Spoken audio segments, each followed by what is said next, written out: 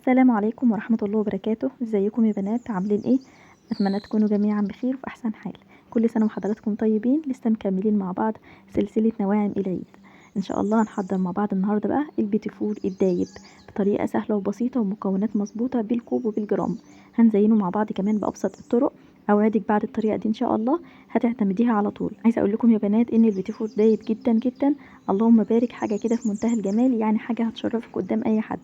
يلا بينا على طول نبدأ الفيديو ونشوف المكونات وطريقة التحضير. بس حابة اطلب منكم قبل ما نبدأ الفيديو، لو انتي اول مرة بتشوفيني طبعا نورتيني وشرفتيني واسعدني مرورك الجميل.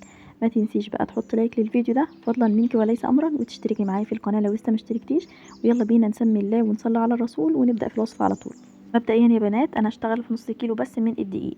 هقول لكم المقادير بتاع نص كيلو دلوقتي، وان شاء الله مقادير الكيلو هسيبه لكم ان شاء الله في صندوق الوصف. اول حاجه كده معايا 500 جرام من الدقيق. الدقيق ده يا بنات بيعادل 4 كوبايات تقريبا بمج الشاي العادي. معايا كمان 375 جرام من الزبده على السمنه، يعني معايا كده خليط بين السمنه والزبده. معايا 150 جرام من السكر البودر، يعني تقريبا الكوبايه ناقصه معلقه واحده بس.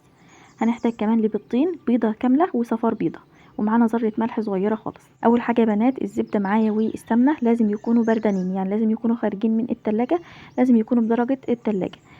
اول حاجه كده هنستخدم بقى العجان او المضرب اليدوي او الكهربائي او حتى بايدك، اي حاجه طبعا هتشتغلي بيها ان شاء الله الوصفه هتظبط معاكي جدا وهتطلع معاكي مظبوطه. انا هنا بدات احط الاول السمنه مع الزبده في المضرب الكهربائي بالشكل ده، وهنبتدي ان احنا نخفقهم مع بعض. بمجرد ما الزبده بتاعتي والسمنه يبداوا ان هم يمتزجوا كده مع بعض ويبقوا كده بالشكل الكريمي اللي احنا شايفينه ده، هنبدا على طول باضافه السكر البودر. عايزه اقول لكم ان السكر البودر كمان انا طحناه في البيت، يعني هو بدون اي اضافات خالص. اللي بنشتري من بره بيكون فيه نسبه نشا كتيره، فيفضل ان انت تطحنيه في البيت، وكمان لازم تنخليه كويس علشان تضمني ان ما يبقاش فيه اي تخريز من السكر. اول بقى ما السمنه والزبده والسكر كده لونهم يفتحوا مع بعض كده ويكونوا كده شبه القوام الكريمي او الكريم شانتيه بالشكل اللي احنا شايفينه ده، على طول هنبدا نضيف البيض. طبعا معايا بيضه كامله وصفار بيضه، هتبداي تضيفي كده بالتدريج، اول ما البيضه بتختفي بتبداي تضيفي التانية على طول. طيب احنا استخدمنا صفار بيضه وبيضه كامله، ده طبعا يا بنات علشان البيتيفور معانا يكون دايب. لو انت حابه بقى البيتيفور معاكي يكون كده متماسك هتبداي تضيفي بدل الصفار هتبقى بيضه كامله. واحنا عارفين طبعا ان البياض اللي بيخلي الحاجه متماسكه معانا. ممكن لو انت عايزاه دايب قوي كمان تستغني عن البياض بتاع البيضه الاولى وتستخدمي 2 صفار بيض بس، وده طبعا في حاله نص كيلو بس من الدقيق. بعد ما البيض بقى خلاص اختفى كويس وامتزج مع باقي المكونات، هنبدا نضيف باقي الدقيق بتاعنا بالتدريج. طبعا انا عارفه ان الكميه دي هتاخد مقدار الدقيق كله، ولكن احنا يفضل كده ان احنا نضيفها بالتدريج. طبعا الدقيق بيختلف من نوع للتاني، في دقيق بيقبل السوائل وفي دقيق لا، فاحنا نضيف كده الدقيق بالتدريج لحد ما نوصل بقى للعجينه اللي احنا عايزينها. بدأت أضيف الدقيق كده شوية بشوية، أول ما الدقيق بيختفي ببدأ أضيف الدفعة التانية، وهكذا لحد ما أخلص باقي كمية العجينة بتاعتي أو باقي كمية الدقيق. بس كده يا بنات أنا هنا خلاص يعتبر ضفت كله، وهستمر طبعا في التقليب. لو انت بتستخدمي ايدك في العجين هتبداي برضو تلمي العجينه بطراطيف صوابعك كده او باصابعك بس، علشان طبعا البسكوتات والبيتيفور والحاجات دي كلها مش بتتعجن، علشان طبعا ما نخليش عرق كده للعجينه بتاعتنا. فتبداي كده تلمي العجينه بالدقيق والمواد السائله كده بطراطيف صوابعك بس. بس كده ايدي طبعا ناشفه تماما، هبدا كده احط ايدي على العجينه كده واختبرها. لو حسيت ان هي مش بتلزق في ايدي وبتطلع ايدي نظيفه منها يبقى هي كده تمام معانا. اما لو لسه بتلزق يبقى هي لسه محتاجه شويه من الدقيق، هتبداي تضيفي برضو بالتدريج.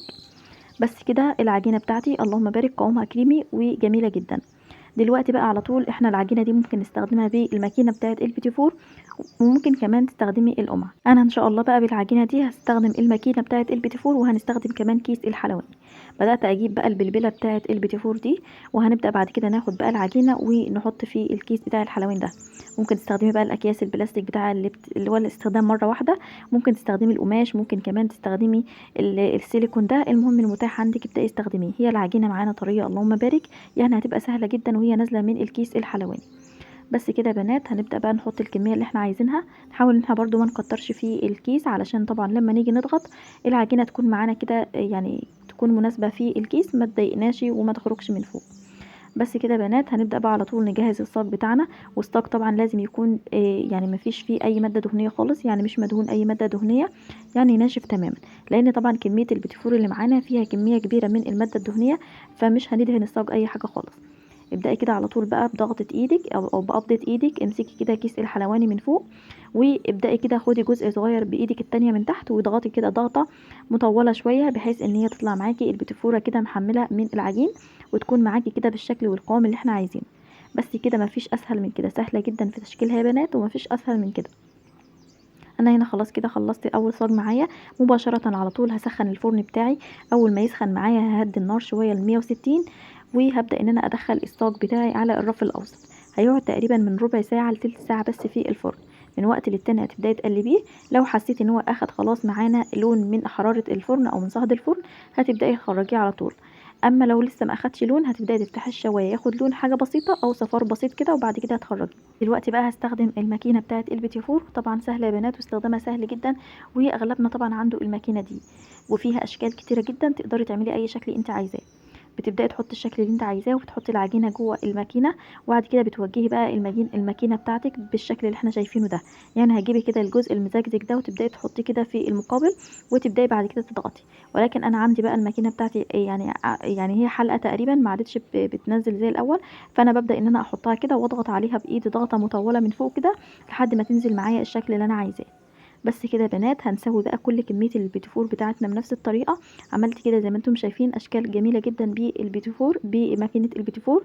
وبس كده هنسوي بقى البيتيفور بتاعنا بنفس الطريقه زي ما قلت لكم، وبتخلصي كل الكميه اللي معاكي. عايزه اقول لكم ان نص كيلو يا بنات عمل معايا كميه كويسه جدا من البيتيفور. اللهم بارك، يعني حاجه كده في منتهى الجمال. جربوه يا بنات بنفس الطريقه وبنفس الخطوات، هيعجبكم جدا والله، وان شاء الله تعتمدوا الطريقه دي على طول. خلاص كده بقى خلصت الصاج، وهسوي بقى كل الكميه اللي معايا بنفس الطريقه. شايفين اللهم بارك، عملت كميه كويسه جدا من ماكينه البيتيفور، عملت اشكال حلوه قوي منها. دي خلاص كده كان اول صاج معايا. اول ما بيخرج بقى من الفرن على طول هبدا كده ان انا احرك البيتيفوره من مكانها، علشان طبعا لما لو بردت ولا حاجه ما تلزقش في الصاج، فببدا ان انا احركها كده بالراحه. بس كده هسيبها بقى لحد ما تبرد تماما، وطبعا مش هنشتغل فيه ولا هنزينه ولا اي حاجه خالص غير لما يبرد تماما معانا. وطبعا مش هننقله برده من الصاج طول ما هو سخن كده علشان ما يتبهدلش او يتكسر، فلازم برده نصبر عليه لحد ما يبرد خالص. اللهم بارك يا بنات، البيتيفور طالع جميل جدا، والرسمه ثابته زي ما احنا شايفين، ما ضاعتش خالص من الفرن. يعني اللهم بارك، حاجه كده في منتهى الجمال. شايفين بقى دايب ذوبان بجد، اللهم بارك. جربوه وربنا يحسن ما بين ايديكم. دي بقى كانت كل الكميه اللي انا عملتها، اللهم بارك، زي ما قلت لكم كميه كويسه جدا مش قليله خالص. وبس كده تعالوا بقى نشوف طريقه التزيين بتاعته، ودي مفيش اسهل منها. هنحضر بقى معانا كده شوكولاته خام هنسيحها كده على حمام مائي، ومعايا كمان جوزة هند، ومعايا الفول السوداني المجروش او الفستق الكداب اللي احنا كنا مجهزينه، معايا كمان سبرينكلز، ومعايا كمان كده دي كانت شوكولاته كنت بسيحها ونسيتها على الحمام المائي فخرزت معايا، فدي انا هستخدمها بقى في التلزيق.